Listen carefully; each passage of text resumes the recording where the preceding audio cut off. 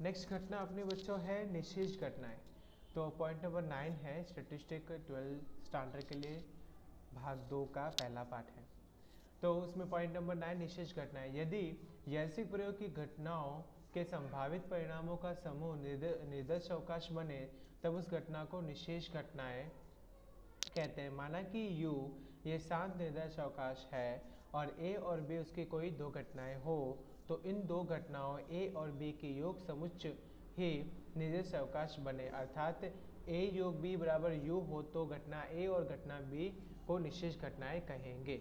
जैसे कि एक समतुलित पासे को उछालने पर प्रयोग परिणाम H मिले उसे घटना A कहे और परिणाम T मिले उसे घटना B कहे, तो स्पष्ट है कि A बराबर H, B बराबर T तथा A योग B बराबर H और T बराबर U, अतः A और B क्या है, निषेध घटनाएं हैं।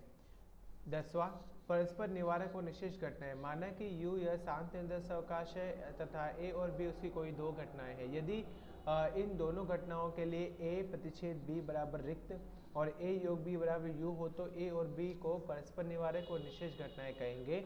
यहाँ उल्लेख करना आवश्यक है कि सभी परस्पर निवारक घटनाएं निषेध घटनाएं हो यह आवश्यक नहीं है। इसी प्रकार सभी निषेध घटनाएं परस्पर निवारक घटना हो यह भी आवश्यक नहीं है। उदाहरण से समझते हैं बच्चों।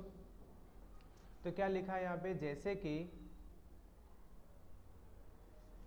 एक संतुलित पासे को उछालने के प्रयोग से संकलित निर्दिष्ट अवकाश U बराबर 1, 2, 3, 4, 5, 6 हेतु घटना A बराबर पासे पर मिलते अंक अयुग्म हो, अर्थात कि मझले कोष्ठक में 1, 3, 5 होगा क्योंकि ये अयुग्म संख्याएं कहलाती है।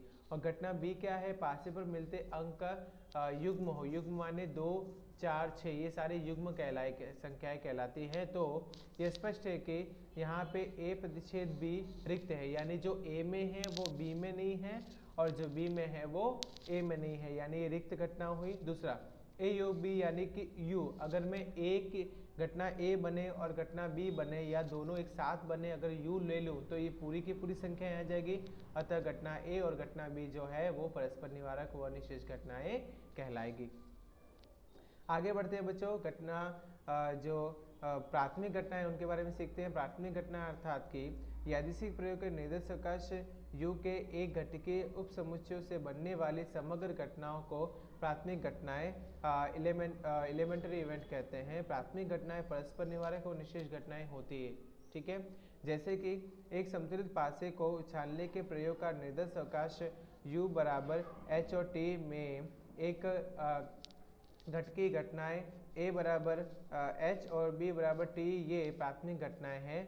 यहाँ A प्रतिच्छेद B बराबर रिक्त और A योग B बराबर U होने से ऐसे कहा जा सकता है कि ये प्राथमिक घटनाएं परस्पर निवारक और निषेध घटनाएं कहलाती है।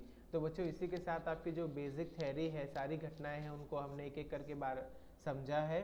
और इसमें इस पाठ में आपको सवाल के साथ साथ थ्योरी को भी बहुत महत्व देना है, क्योंकि ये जो थ्योरी है वो आपको काफ़ी यूज़फुल हो सकती है आपके परीक्षा में अच्छे नंबर लाने के लिए। तो बच्चों नेक्स्ट वीडियो में आपको इसके आगे के जो एग्जाम्पल है वो समझाऊंगा और उसी के हिसाब से आपको अपनी परीक्षा की तैयारियाँ करनी है। बच्चों मिलते हैं नेक्स्ट वीडियो में, बाय बाय।